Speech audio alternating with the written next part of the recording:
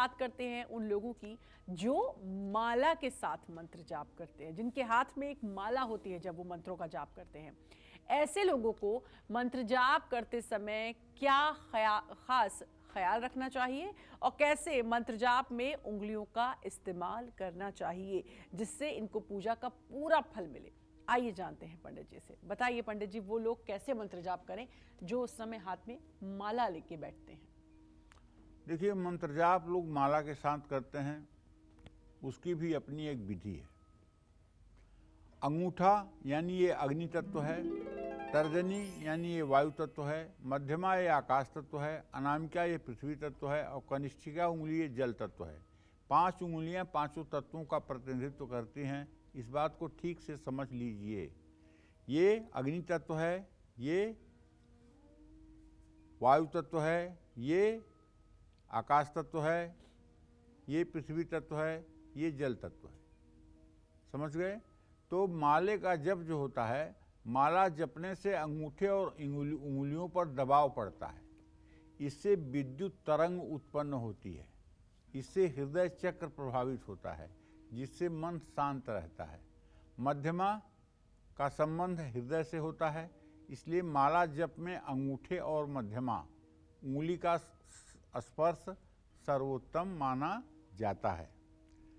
माला से जप करते समय तर्जनी कनिष्ठिका का स्पर्श मना होता है। मतलब ये दोनों उंगलियां माला जप में स्पर्श नहीं करती हैं माला को।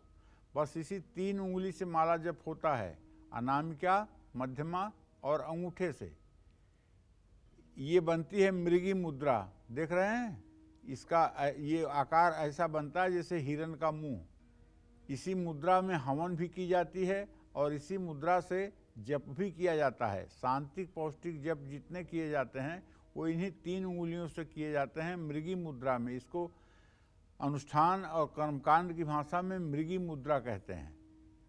कनिष्ठिका उंगली में बहुत ज़्यादा चुंबकीय ऊर्जा होती है। इस छोटी वाली उंगली में बहुत चुंबकीय ऊर्जा होती है, ध्यान रखिएगा, जो हमारे शरीर पर पड़ने वाले बुरे प्रभाव को रोकती है। इसका रेज जो निकलता है वो हमारे शरीर पर आने वाले नकारात्मक शक्ति को रोकती है।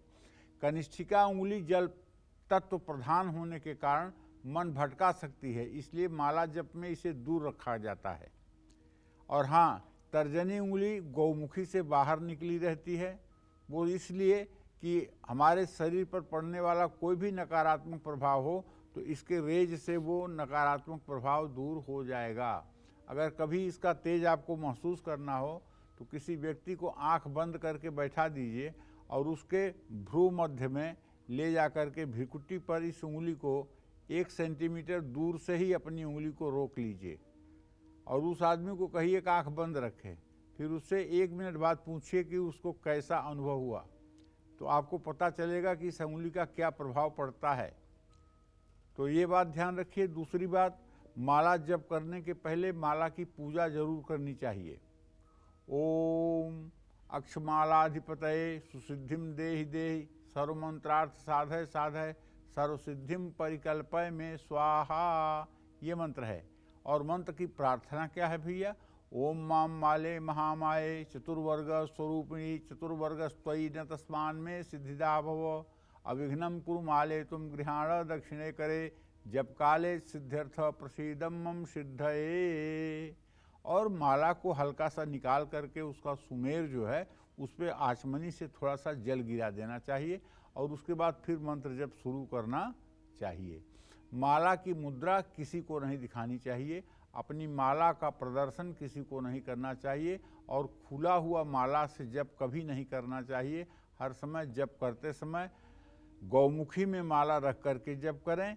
अगर गौमुखी नहीं है आपके पास तो कोई रुमाल या तौलिया हो उससे आप ढक करके ही माला का जप करें, क्योंकि खुले हुए माला से जप करने पर मंत्र का जप फल जो है इंद्र ले लेता है और कोई फल आपको नहीं प्राप्त होता है।